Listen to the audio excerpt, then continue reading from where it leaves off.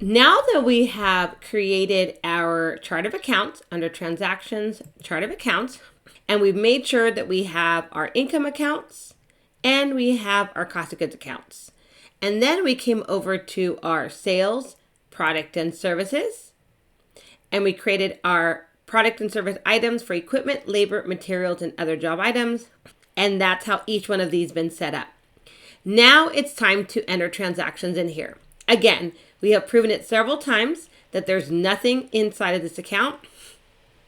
If you click on dashboard, everything is zeroed out. If you go to your reports, standard reports, and go to your balance sheet, for example, nothing is in there. And if we click on all transactions and all dates, nothing is in this account. Why is that important? Because we are truly starting from scratch and we're setting this up for success. So now what we want to do is we want to enter in our very first customer under sales customers, and we want to create our very first project connected to that customer. So sales customers. We're going to create our very first customer, and you can tell because there's never been a customer created. So we're going to add a customer manual, and we're going to call this customer Annette Smith because this is a home renovation. That's it for now. Let's click on save. Annette Smith, she has been entered into the customer area. We can see her through the customer center as a line item, or we can click on her and we can see all of her information. Now let's go into projects. Again, no projects at all. So let's start our very first project. Click on start a project. What's the project? Well, Annette wants a deck built in the back of her house. So we're going to call it backyard deck. Backyard deck. Who's this project for? Annette Smith. We can enter an email for her if we'd like. We're going to start this project on July 1st, 2025. And we're estimating this is going to take a couple of months. So we should end it by August 15th, 2025. And it is not started yet. Save. And that's it. We have created a backyard deck project and we've assigned this project to Annette Smith. If we click on all projects, we can clearly see when we click on all statuses, we have one project, backyard deck, Annette Smith, with no data whatsoever because all we've done so far is set up this QuickBooks Online for success, which is set up the chart of accounts, set up the product and services, and now set up a brand new customer and set up the very first project. And now we're going to start doing transactions here in QuickBooks Online related to this project so you can truly see the project profitability. We have now started a project and we're really excited to start putting in transactions for Annette Smith's backyard deck. So as you can see here, we have two transactions in here, which are two estimates. So we created the first estimate, and this would be Annette creating it alongside her bookkeeper for the first time to really understand what is the process. And so they're going to try out two different options. This one is going ahead and doing each item separately. And of course, remember to have the cost plus the markup in the estimate. So you want to mark it up to what you're selling each one of these items for. And if you create an estimate in this way, then how it's going to look, which is important to always know how it's going to look, it's going to break out each item separately. And of course, you can just have equipment charges or equipment income, however you want it to be stated out. Remember, it's cost plus markup. You're not going to include this in the invoice, but you just want to be aware of that. And that's how it's going to look for the customer. After Annette created that, she wasn't too excited about how that looked. So then her and her bookkeeper decided to go into the gear icon, product and services, and they went ahead and created a bundle.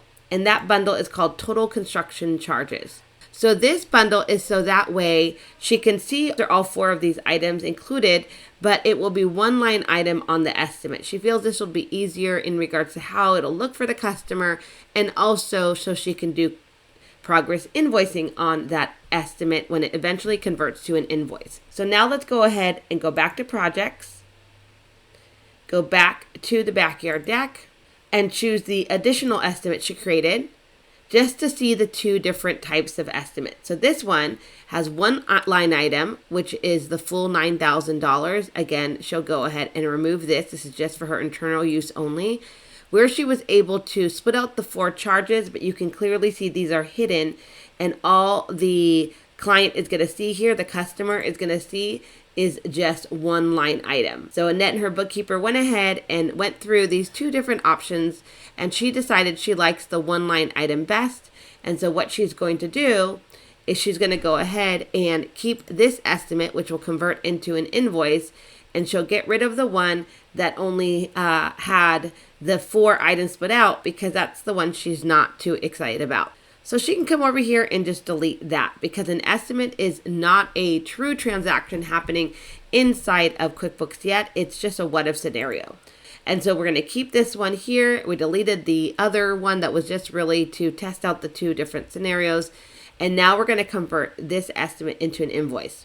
Before we do, let me quickly come over here to your product and services and just show you how we created that bundle. What we did is we clicked on new bundle, and when you click on new bundle, you can name your bundle, and then you can add the items under your bundle, and you can choose whether you want to display the bundle items when printing or not. So if we come over here into our bundle, total construction charges,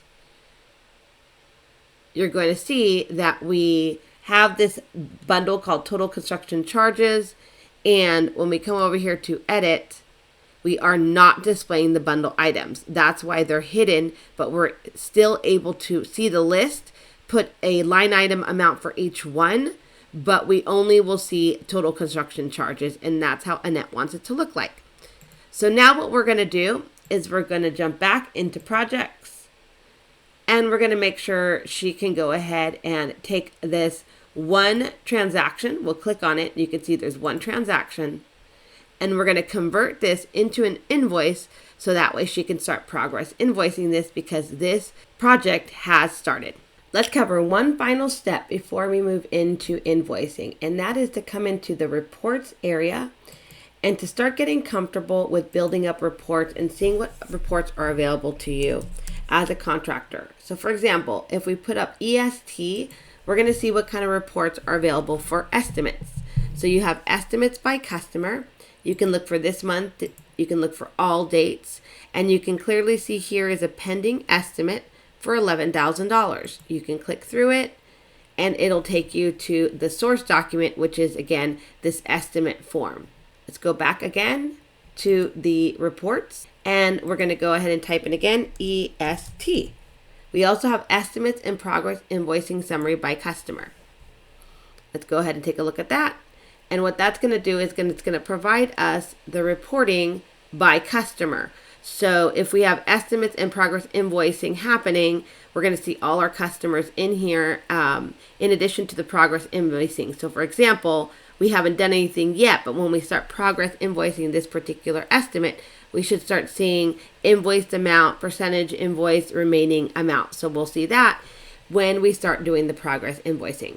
What's really important is to just come into your reports and to start looking at the reports that are available to you. Now that we have taken care of the left-hand navigation and done quite a bit to get this particular QuickBooks Online file set up for success, let's start seeing those numbers go in to the invoices, to the bills, to both the P&L and the balance sheet, and then we can start looking at reports.